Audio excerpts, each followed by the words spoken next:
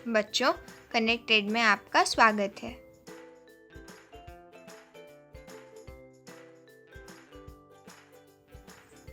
बच्चों, आज हमें ज्ञानवर्धक एवं उपयोगी पाठ पढ़ने जा रहे हैं जिसका शीर्षक है विनिर्माण उद्योग। आइए शुरू करते हैं। अब हम उद्योग के विषय में जानेंगे। कच्चे पदार्थ को मूल्यवान उत्पाद के रूप में परिवर्तित कर वस्तुओं के उत्पादन को निर्माण या वस्तु निर्माण कहा जाता है। कागज़ लकड़ी से, चीनी गन्ने से, लोहा इस्पात से, लोहा अयस्क से तथा एल्यूमीनियम बॉक्साइट से निर्मित होता है। कई किस्म के कपड़े ऐसे रेशों से बनते हैं जो रेशा उद्योग में बनाए जाते हैं। द्वितीय कामों में लगे व्यक्ति कच्चे माल को परिष्कृत परिवर्तित करते हैं। स्टील कार, कपड़ा उद्योग, बेकरी तथा पेय पदार्थों संबंधित उद्योगों में लगे श्रमिक इसी वर्ग के अंतर्गत आते हैं। कुछ व्यक्ति सेवाएं प्रदान करने में रोजगार पाते हैं। किसी देश की आर्थिक उन्नति विनिर्माण उद्योगों के विकास से मापी जाती है। विनिर्माण के महत्व को समझिए। उद्योग सामान्यतः विकास की तथा विशिष्ट आर्थिक विकास की रीढ़ समझे जाते हैं, क्योंकि विनिर्माण उद्योग ने केवल कृषि के आधुनिकीकरण में सहायक बना है। द्वितीय व तृतीय सेवाओं में रोजगार उपलब्ध कराकर कृषि पर हमारी निर्भरता को कम भी किया है।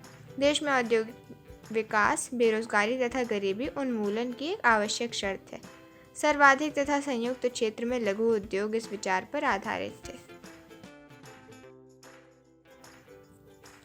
जनजाति तथा पिछड़े क्षेत्रों में उद्योगों की स्थापना का उद्देश्य भी क्षेत्रीय और समानता उनको कम करना था। निर्मित वस्तुओं का निर्यात वाणिज्य व्यापार को बढ़ाता है, जिससे अपेक्षित विदेशी मुद्रा की प्राप्ति होती है। विदेशी विकसित हैं जो कच्चे माल को विभिन्न तथा अधिक मूल्यवान तैयार माल में विनिर्मित करते हैं। भारत का विकास विविध व शीघ्र औद्योगिक विकास में निहित है। कृषि तथा उद्योग एक दूसरे से पृथक नहीं है, एक दूसरे के पूरक हैं। उदाहरण के लिए भारत में कृषि पर आधारित उद्योगों ने कृषि पैदावार बढ़ोतरी को प्रोत्साहित किया है। कच्चे माल के लिए कृषि पर निर्भर है तथा इनके द्वारा निर्मित उत्पाद जैसे सिंचाई के लिए पंप, कीटनाशक दवाएं, प्लास्टिक पाइप व कृषि औजार आदि पर किसान निर्भर करते हैं। इसीलिए विनिर्माण उद्योग के विकास तथा स्पर्धा से न केवल कृषि उत्पादन को बढ़ावा मिला है, बल्कि उत्पादन प्रक्रिया भी सक्षम हुई है। आज वैश्वीकरण के युग में हमारे उद्योगों को अधिक प्रतिस्पर्धी तथा सक्षम होने की आवश्यकता है। आत्मनिर्भरता ही काफ़ी नहीं है, हमारी वस्तुएं गुणवत्ता में अंतर्राष्ट्रीय स्तर की भी हों, तभी हम अंतर्राष्ट्रीय बाजार में प्रतिस्पर्धा कर पाएंगे। अब हम राष्ट्रीय अर्थव्यवस्था में उद्योगों का योगदान जानेंगे। पिछले 2 दशकों से सकल घरेलू उत्पाद में विनिर्माण उद्योग का योगदान 27% में से 17% ही है, क्योंकि 10% भाग खनिज, खनन, गैस तथा विद्युत ऊर्जा का योगदान है। अन्य पूर्वी एशियाई देशों में विनिर्माण का योगदान सकल घरेलू उत्पाद का 25 से 35% है। प्रतिशत की बढ़ोतरी हुई है। सरकारी नीतियों तथा औद्योगिक उत्पादन में बढ़ोतरी के नए प्रयासों से अनुमान है कि विनिर्माण उद्योग अगले 1 दशक में अपना लक्ष्य पूरा कर सकता है। इस उद्देश्य से राष्ट्रीय विनिर्माण प्रतिस्पर्धा की स्थापना की गई। औद्योगिक अवस्थिति के विषय में भी कुछ जान लेते हैं। उद्योगों की स्थापना जटिल है। इनकी स्थापना कच्चे माल की उपलब्धि, श्रमिक पूंजी शक्ति के साधन तथा बाजार आदि की उपलब्धता से प्रभावित होती है। इन सभी कारकों का एक स्थान पर पाया जाना लगभग असंभव है। विनिर्माण उद्योग की स्थापना के लिए वही स्थान उपयुक्त है जहां ये कार्य कम कीमत पर उपलब्ध किया जा सकता है। औद्योगिक प्रक्रिया के साथ करण प्रारंभ होता है। कभी कभी उद्योग शहरों में या उनके निकट लगाए जाते हैं। इस प्रकार औद्योगिकरण तथा शहरीकरण साथ साथ चलते हैं। नगर उद्योगों को बाजार सेवाएं जैसे बैंकिंग, बीमा, परिवहन, श्रमिक आदि उपलब्ध कराते हैं। नगर केंद्रों द्वारा दी गई सुविधाओं से लाभान्वित कई बार बहुत से औद्योगिक नगरों के आसपास ही केंद्रित हो जाते हैं। समूहन बचन का ऐसे स्थानों पर धीरे धीरे बड़ा औद्योगिक समूह स्थापित हो जाता है। स्वतंत्रता से पहले अधिकतर विनिर्माण उद्योगों की स्थापना दूरस्थ देशों से व्यापार पर आधारित थी, जैसे मुंबई, कोलकाता और चेन्नई। परिणाम स्वरूप कुछ एक नगर औद्योगिक केंद्र के रूप में उभरे जो ग्रामीण कृषि पृष्ठ प्रदेश से परे थे। उद्योग की स्थिति का निर्धारण किसी उद्योग की अवस्थिति का निर्धारण उसकी न्यूनतम लागत से निर्धारित होता है। सरकारी नीतियों तथा निपुण श्रमिकों की उपलब्धता उद्योगों की अवस्थिति को प्रभावित भी करती है। उद्योगों के वर्गीकरण के विषय में जानते हैं। प्रयुक्त कच्चे माल के स्रोत के आधार पर कृषि आधारित जैसे सूती वस्त्र, ऊनी वस्त्र, पटसन, रेशम वस्त्र, रबर, चीनी, चाय, कॉफ़ी तथा वनस्पति तेल उद्योग। खनिज आधारित जैसे लोहा तथा इस्पात, एल्यूमीनियम मशीन, औजार तथा पेट्रो रसायन उद्योग। प्रमुख भूमिका के आधार पर आधारभूत उद्योग जिनके उत्पादन या कच्चे माल पर दूसरे उद्योग निर्भर हैं, जैसे लोहा, इस्पात, तांबा प्रगलन, एल्यूमीनियम प्रगलन उद्योग। उपभोक्ता उपयोग जो उत्पादन उपभोक्ताओं के सीधे उपयोग हेतु करते हैं, जैसे चीनी दंत मंजन, कागज़, पंखे, सिलाई मशीन आदि। पूंजी निवेश के आधार पर एक लघु उद्योग को परिसंपत्ति की एक इकाई पर अधिकतम निवेश मूल्य के परिप्रेक्ष्य में परिभाषित किया जाता है। यह निवेश सीमा समय के साथ परिवर्तित होती रहती है, अधिकतम स्वीकार्य निवेश के आधार पर की जाती है। यह निवेश मूल्य समय के साथ बदल गया है। वर्तमान में अधिकतम निवेश 1 करोड़ तक स्वीकार्य है। स्वामित्व के आधार पर सार्वजनिक क्षेत्र में लगे सरकारी एजेंसियों द्वारा प्रतिबंधित तथा सरकार द्वारा संचालित उद्योग भारत हेवी इलेक्ट्रिकल लिमिटेड तथा steel authority of India limited. निजी क्षेत्र के उद्योग जिनका एक व्यक्ति के स्वामित्व में और उसके द्वारा संचालित अथवा लोगों के स्वामित्व में या उनके द्वारा संचालित है, जैसे टिस्को, बजाज ऑटो लिमिटेड, डाबर उद्योग आदि। संयुक्त उद्योग वो उद्योग हैं जो राज्य सरकार और निजी क्षेत्र के संयुक्त प्रयास से चलते हैं, जैसे ऑयल इंडिया लिमिटेड। सहकारी उद्योग जिसका स्वामित्व कच्चे माल की पूर्ति करने वाले उत्पादकों, श्रमिकों या दोनों के हाथों में होता है। संशोधनों का कोष संयुक्त होता है तथा लाभ हानि का विभाजन भी अनुपातिक होता है, जैसे महाराष्ट्र के चीनी उद्योग, केरल के नारियल पर आधारित उद्योग। तैयार माल की मात्रा व भार के आधार पर भारी उद्योग जैसे लोहा तथा इस्पात आदि। हल्के उद्योग जो कम भार वाले कच्चे माल का प्रयोग कर हल्के उत्पादन करते हैं, जैसे विद्युतीय उद्योग। कृषि आधारित उद्योग जैसे सूती वस्त्र, पटसन, रेशम वस्त्र, चीनी तथा वनस्पति तेल आदि। उद्योग कृषि से प्राप्त कच्चे माल पर आधारित है। वस्त्र उद्योग भारतीय अर्थव्यवस्था में अपना अलग महत्व रखता है क्योंकि इसका औद्योगिक उत्पादन में महत्वपूर्ण योगदान है। यह अकेला उद्योग है जो कच्चे माल से उच्चतम अतिरिक्त मूल्य उत्पाद तक की श्रृंखला में परिपूर्ण तथा आत्मनिर्भर है। सूती वस्त्र उद्योग प्राचीन भारत में सूती वस्त्र हाथ से कताई तथा हथकरघा बुनाई तकनीकों से बनाए जाते थे। 18वीं शताब्दी के बाद विद्युतीय कर्मों का उपयोग होने लगा। आरंभिक वर्षों में सूती वस्त्र उद्योग महाराष्ट्र तथा गुजरात के कपास उत्पादन क्षेत्रों तक ही सीमित थे। कपास की उपलब्धता, बाजार परिवहन की समीपता एवं नमी युक्त जलवायु आदि कारकों ने इसके स्थानांतरण को बढ़ावा दिया। इस उद्योग का कृषि से निकट का संबंध है। कृषक और कपास चुनने वालों, गांठ बनाने वालों, कताई करने वालों, रंगाई करने वालों, डिज़ाइन बनाने वालों और सिलाई करने वालों को ये जीविका प्रदान करता है। इस उद्योग के कारण रसायन, रंजक मिलों तथा पैकेजिंग सामग्री और इंजीनियरिंग उद्योग की मांग बढ़ती है। इन उद्योगों का विकास होता है और भारत में कताई उत्पादन विश्व स्तर का है, लेकिन बिना वस्त्र कम गुणवत्ता वाला है क्योंकि यह देश में उत्पादित उच्च स्तरीय धागे का अधिक उपयोग नहीं कर पाता। करिया हथकरघा विद्युत करदू वह मिलों में होता है। हाथ से बुने खादी कुटीर उद्योग में बुनकरों को उनके घरों में बड़े पैमाने पर रोजगार प्रदान करता है। भारत जापान को सूत निर्यात करता है। भारत में बने सूती वस्त्र के अन्य आयातक देश अमेरिका, इंग्लैंड, रूस, फ्रांस, यूरोपीय देश, नेपाल, सिंगापुर, श्रीलंका और अफ्रीका हैं। श्रुति जोशी के व्यापार में हमारे देश की भागीदारी काफ़ी महत्वपूर्ण है। अंतर्राष्ट्रीय व्यापार का लगभग 1/4 भाग है। कताई कारखाने विश्व स्तर पर प्रतिस्पर्धा कर सकते हैं और हम जो सोच पैदा करते हैं उसका उपयोग करने में सक्षम हैं, लेकिन बुनाई और कताई और प्रकरण इकाइयाँ देश में विभिन्न उत्पन्न की गई हैं, उच्च कोटि के धागे का उपयोग नहीं कर पाती। कुछ ही बड़े और आधुनिक कारखाने हैं तथा अधिकतर छोटी बिक्री हुई इकाइयाँ ही हैं। उत्पादन स्थानीय बाजार की मांग को ही पूरा कर पाता है। ये इस उद्योग की एक बड़ी कमी है, जिसके परिणाम स्वरूप हमारे बहुत से कताई करने वाले सूती धागे का निर्यात करते हैं। परिधान निर्माताओं को कपड़ा आयात करना पड़ता है। यद्यपि लंबे रेशे वाली कपास के उत्पादन में महत्वपूर्ण वृद्धि दर्ज की गई है, आयात करने की आवश्यकता महसूस की जाती है। विशिष्ट बुनाई व अन्य संबंधित क्षेत्रों में अनियमित विद्युत आपूर्ति को दूर करने तथा नई मशीनरी के उपयोग की आवश्यकता है। श्रमिक उत्पादकता तथा कृत्रिम वस्त्र उद्योग से प्रतिस्पर्धा आदि है। पटसन उद्योग भारत पटसन बहु निर्मित सामान का सबसे बड़ा उत्पादक है तथा बांग्लादेश के पश्चात दूसरा बड़ा निर्यातक भी है। वर्ष 2010 से 11 में भारत में लगभग 80% उद्योग थे। अधिकांश पश्चिम बंगाल में हुगली नदी तट पर 3 किलोमीटर चौड़ी एक संकरी मेखला में स्थित थे।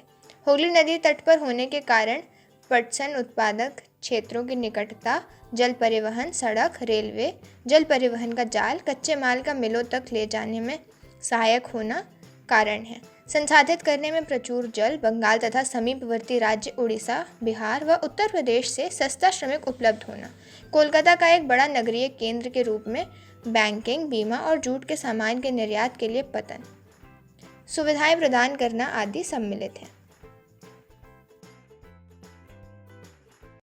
उनकी चुनौतियों में अंतर्राष्ट्रीय बाजार में कृत्रिम वस्त्रों से और बांग्लादेश, फिलीपींस, मिस्र तथा थाईलैंड जैसे अन्य देशों से कड़ी प्रतिस्पर्धा शामिल है। पटसन पैकिंग के अनिवार्य प्रयोग की सरकारी नीति के कारण इसकी घरेलू मांग बढ़ी है। मांग बढ़ाने हेतु उत्पाद में विविधता भी आवश्यक है। पटसन के प्रमुख खरीदार अमेरिका, कनाडा, गाना, सऊदी अरब, यूनाइटेड किंगडम और ऑस्ट्रेलिया हैं। बढ़ते वैश्विक पर्यावरण अनुकूलन, जैव निम्नीकरणीय पदार्थों के लिए प्रति जागरूकता ने पुनः जूट उत्पादन के लिए अवसर प्रदान किया है। चीनी उद्योग, भारत का चीनी उत्पादन में विश्व दूसरा स्थान है, लेकिन खांडसारी के उत्पादन में इसका प्रथम स्थान है। उपयोग में प्रयुक्त कच्चा माल भारी होता है। मिल में देर से पहुंचने से सुक्रोज की मात्रा घट जाती है। चीनी मिलें उत्तर प्रदेश, बिहार, महाराष्ट्र, कर्नाटक, तमिलनाडु, आंध्र प्रदेश, गुजरात, पंजाब, हरियाणा देश राज्य में फैली हैं। चीनी मिलों का 60% उत्तर प्रदेश तथा बिहार में है। ये मौसमी है, सरकारी क्षेत्र के लिए उपयुक्त है। पिछले कुछ वर्षों में इन मिलों की संख्या दक्षिणी और पश्चिमी राज्यों में, विशेषकर महाराष्ट्र में बढ़ी है। मुख्य कारण यहाँ से गन्ने में अधिक सुक्रोज की मात्रा है। ठंडी जलवायु भी गुणकारी है। इसके अतिरिक्त इन राज्यों में सहकारी समितियाँ भी सफल हो रही हैं। उद्योगों की प्रमुख चुनौतियाँ इस प्रकार हैं। इस उद्योग का अल्पकालीन होना, पुरानी व तकनीक का इस्तेमाल, परिवहन अक्षमता से गन्ने का समय पर कारखानों में न पहुंचना और कोई अधिकतम इस्तेमाल न कर पाना। खनिज आधारित उद्योग, जो खनिज व धातुओं को कच्चे माल के रूप में प्रयोग करते हैं, खनिज आधारित उद्योग कहलाते हैं। लोहा तथा इस्पात उद्योग एक आधारभूत उद्योग है। सभी भारी, हल्के और मध्यम उद्योग मशीनरी पर निर्भर हैं। विविध प्रकार के इंजीनियरिंग सामान, निर्माण सामग्री, रक्षा, चिकित्सा, टेलीफोन, वैज्ञानिक उपकरण और विभिन्न प्रकार की उपभोक्ता वस्तुओं के निर्माण के लिए इस्पात की आवश्यकता होती है।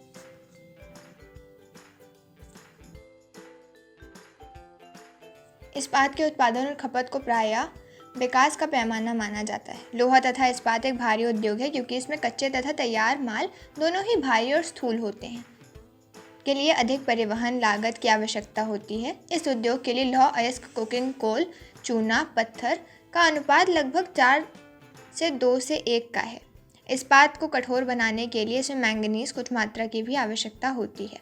2018 में भारत इस्पात का विनिर्माण कर संसार में कच्चा इस्पात उत्पादकों में दूसरे स्थान पर था।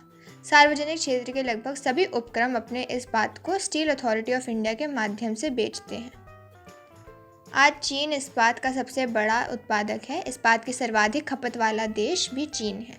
भारत में छोटा नागपुर के पठारी क्षेत्र में अधिकांश लोहा तथा इस्पात उद्योग केंद्रित है। इस प्रदेश में इस उद्योग के विकास के लिए अधिक अनुकूल सापेक्षिक परिस्थितियां हैं। इनमें लौह अयस्क की कम लागत, उच्च कोटि के कच्चे माल की निकटता, श्रमिक और स्थानीय बाजार में इनकी मांग की विशाल भव्यता सम्मिलित है।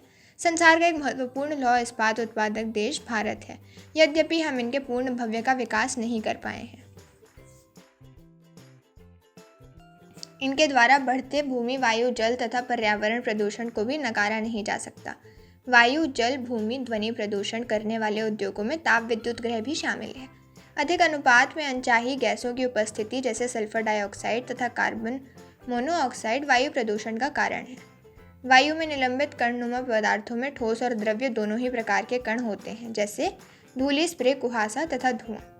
रसायन व कागज उद्योग, ईंट के भट्टे, तेल प्रगलन उद्योग, जीवाश्म ईंधन दहन तथा छोटे बड़े कारखाने प्रदूषण के नियमों का उल्लंघन करते हुए धुआं निष्कासित करते हैं। जहरीली गैसों का रिसाव बहुत भयानक प्रभाव डालता है। प्रदूषण मानव स्वास्थ्य, पशुओं, पौधों, इमारतों तथा पूरे पर्यावरण पर दुष्प्रभाव डालते हैं। जल प्रदूषण उद्योगों द्वारा कार्बनिक तथा अकार्बनिक अपशिष्ट पदार्थों के नदी में छोड़ने से जल प्रदूषण फैलता है। जल प्रदूषण के प्रमुख कारक कागज, लुगदी, रसायन, वस्त्र तथा रंगाई उद्योग, तेल शोधनशाला, चमड़ा उद्योग तथा इलेक्ट्रोप्लेटिंग्स उद्योग हैं। उद्योग भारत में तेजी से विकसित हो रहा है। सकल घरेलू उत्पाद में इसकी भागीदारी लगभग 3% है। ये एशिया का तीसरा सबसे बड़ा तथा विश्व में आकार की दृष्टि से 12वें स्थान पर है। लघु तथा बृहद दोनों प्रकार की विनिर्माण इकाइयां सम्मिलित हैं तथा अकार्बनिक दोनों क्षेत्रों में तीव्र वृद्धि दर्ज की गई है। अकार्बनिक रसायन में सल्फ्यूरिक अम्ल, उर्वरक, कृत्रिम वस्त्र, प्लास्टिक, गोंद, रंग रोगन, डाई आदि के निर्माण में प्रयुक्त, नाइट्रिक अम्ल, सोडा ऐश, कांच, साबुन, शोधक, उपमार्जक में प्रयुक्त होने वाले रसायन तथा कास्टिक सोडा आदि शामिल हैं। इन उद्योगों का देश में विस्तृत फैलाव है। पेट्रो रसायन शामिल है जो कृत्रिम वस्त्र, कृत्रिम रबड़, प्लास्टिक रंजक पदार्थ, दवाइयाँ और औषध रसायनों के बनाने में प्रयोग किए जाते हैं। ये उद्योग तेल शोधनशाला या पेट्रो रसायन संयंत्र इसके समीप ही स्थित होते हैं। रसायन उद्योग अपने आप में एक बड़ा उपभोक्ता है। आधारभूत रासायनिक प्रक्रिया द्वारा अन्य रसायन उत्पन्न करते हैं जिनका उपयोग औद्योगिक अनुप्रयोग, कृषि अथवा उपभोक्ता बाजारों के लिए किया जाता है। उर्वरक उद्योग नाइट्रोजन, यूरिया, फॉस्फोरिक उर्वरक तथा अमोनियम फॉस्फेट और जिसमें 3 मुख्य पोषक उर्वरक नाइट्रोजन, फॉस्फेट व पोटैश शामिल हैं कि उत्पादन क्षेत्रों के इर्द गिर्द केंद्रित है। पोटाश पूर्णतः आयात किया जाता है क्योंकि हमारे देश में से या किसी भी रूप में प्रयुक्त होने वाला पोटाश या पोटाशियम यौगिकों के भंडार नहीं है।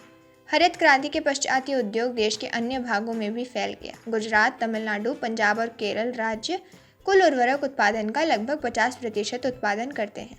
महत्वपूर्ण उत्पादक राज्य आंध्र प्रदेश, उड़ीसा, राजस्थान, बिहार, महाराष्ट्र, असम, गोवा, दिल्ली, मध्य प्रदेश और कर्नाटक हैं।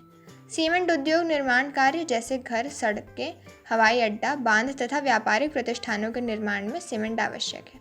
भारी वस्तु, कच्चे माल जैसे चूना पत्थर, सिलिका और जिप्सम की आवश्यकता होती है। रेल परिवहन के अतिरिक्त इसमें कोयला तथा विद्युत ऊर्जा की भी ज़रूरत होती है।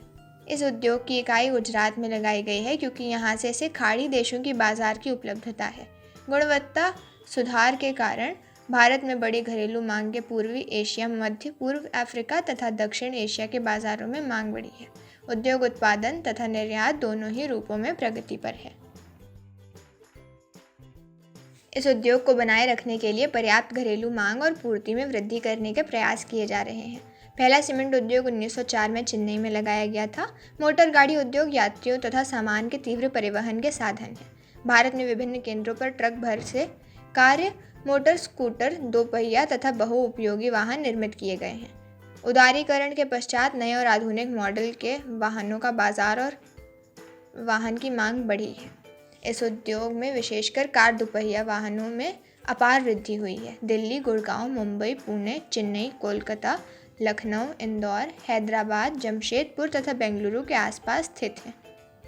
सूचना प्रौद्योगिकी तथा इलेक्ट्रॉनिक उद्योग के अंतर्गत आने वाले उत्पादों में ट्रांजिस्टर से लेकर television, telephone, cellular telecom, exchange, radar, computer, दूरसंचार उद्योग के लिए उपयोगी अनेक तत्व बताए जाते हैं। भारत की इलेक्ट्रॉनिक राजधानी के रूप में उभरा है। इलेक्ट्रॉनिक सामान के अन्य महत्वपूर्ण उत्पादक केंद्र मुंबई, दिल्ली, हैदराबाद, पुणे, चेन्नई, कोलकाता तथा लखनऊ हैं। भारत में सूचना प्रौद्योगिकी उद्योग के सफल होने का कारण हार्डवेयर और सॉफ्टवेयर का निरंतर विकास है। औद्योगिक प्रदूषण तथा पर्यावरण निम्नीकरण उद्योगों की भारतीय अर्थव्यवस्था की वृद्धि और विकास में महत्वपूर्ण है। जो रंग अपमार्जक, अम्ल, लवण तथा भारी धातुएं, ईशा, पारा, कीटनाशक, उर्वरक, प्लास्टिक और रबड़ सहित कृत्रिम रसायन आदि जल में निष्कासित करते हैं। भारत के मुख्य अपशिष्ट पदार्थों में फ्लाई एंड फॉस्फो, जिप्स तथा लोहा इस्पात की अशुद्धियाँ हैं। तापीय प्रदूषण जब कारखाना तथा घरों से गर्म जल को बिना ठंडा किए ही नदियों और तालाबों में छोड़ दिया जाता है तो जल का प्रदूषण होता है। जलीय जीवन पर इसका बुरा प्रभाव पड़ता है। परमाणु ऊर्जा संयंत्रों के अपशिष्ट व परमाणु शस्त्र उत्पादक कारखानों से कैंसर, जन्मजात विकार, अकाल प्रसव जैसी बीमारियां होती हैं। मृदा और जल प्रदूषण आपस में संबंधित हैं। मलबे का ढेर मृदा को अनउपजाऊ बनाता है।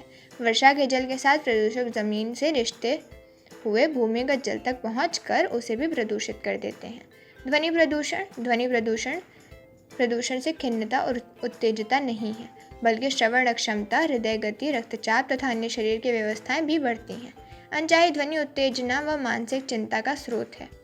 औद्योगिक तथा निर्माण कार्य कारखानों के उपकरण, लकड़ी चीरने के कारखाने, गैस यांत्रिकी तथा विद्युत ड्रिल आदि ध्वनि उत्पन्न करते हैं। पर्यावरण निम्नीकरण रोकथाम। विभिन्न प्रक्रियाओं में जल का न्यूनतम उपयोग तथा जल का दुरुपयोग, अधिक उत्तरोत्तर अवस्थाओं में पुनर्चक्रण द्वारा पूर्ण उपयोग, जल की आवश्यकता पूर्ति हेतु वर्षा जल संग्रहण, नदियों व तालाबों में गर्म जल तथा अपशिष्ट पदार्थों को प्रवाहित करने से पहले उसका शोधन करना, यांत्रिक साधनों द्वारा प्राथमिक शोधन, जैविक प्रक्रियाओं द्वारा द्वितीय शोधन तथा जैविक, रासायनिक तथा भौतिक प्रक्रियाओं द्वारा तृतीय शोधन। जहाँ भूमिगत जल स्तर कम है वहाँ उद्योगों द्वारा इसके अधिक निष्कासन पर कानूनी प्रतिबंध होना चाहिए। निलंबित प्रदूषण को कम करने के लिए कारखानों में ऊंची चिमनी में इलेक्ट्रोस्टैटिक और स्क्रबर तथा गैसीय प्रदूषण पदार्थों को पृथक करने के लिए उपकरण होना चाहिए। जनरेटर में साइलेंसर लगाया जा सकता है। कोयले के बजाय तेल या गैस का प्रयोग किया जा सकता है। कम ध्वनि प्रदूषण वाली मशीनों का प्रयोग करना चाहिए। राष्ट्रीय ताप विद्युत गृह द्वारा दिखाया गया मार्ग। ये कॉरपोरेशन भारत में विद्युत प्रदान करने वाली मुख्य निगम है। इसके पास पर्यावरण प्रबंधन तंत्र के लिए ISO प्रमाण पत्र है। प्राकृतिक पर्यावरण संसाधन जैसे जल, खनिज, तेल, गैस तथा ईंधन संरक्षण नीति का हिमायती है। इन्हें ध्यान में रखकर ही विद्युत संयंत्रों की स्थापना करता है। इसके लिए उपाय किए जाते हैं। आधुनिकतम तकनीकों पर आधारित उपकरणों का सही उपयोग करके तथा विद्यमान उपकरणों में सुधार, अधिकतम राख का इस्तेमाल कर अपशिष्ट पदार्थों का न्यूज़ उत्पादन, पारिस्थितिकी संतुलन बनाए रखने के लिए हरित क्षेत्र की सुरक्षा तथा सरोपण के लिए प्रेरित करना, तरल अपशिष्ट प्रबंधन, राख युक्त पुनर्चक्रण तथा राख संग्रह प्रबंधन द्वारा पर्यावरण प्रदूषण को कम करना, सभी ऊर्जा संयंत्रों पारिस्थितिकीय रूप से तथा समीक्षा करना, ऑनलाइन आंकड़ों का प्रबंधन करना।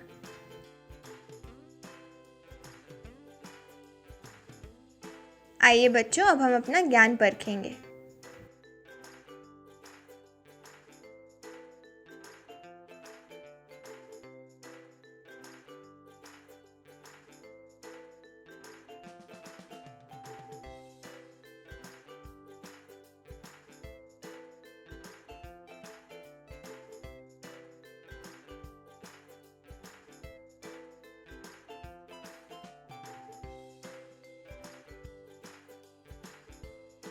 शाबाश, बहुत अच्छा प्रयास है। आइए अब उत्तर जानें।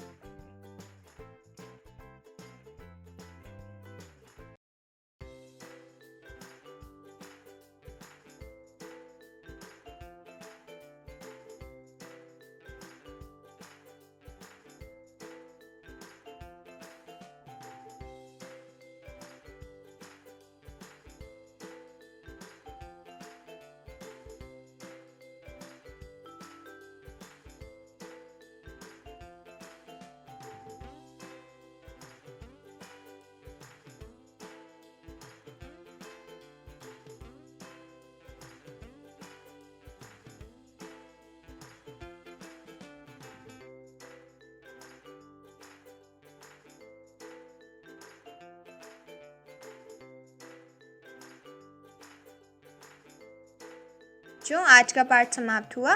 आशा है कि आप सबको पसंद आया होगा। धन्यवाद।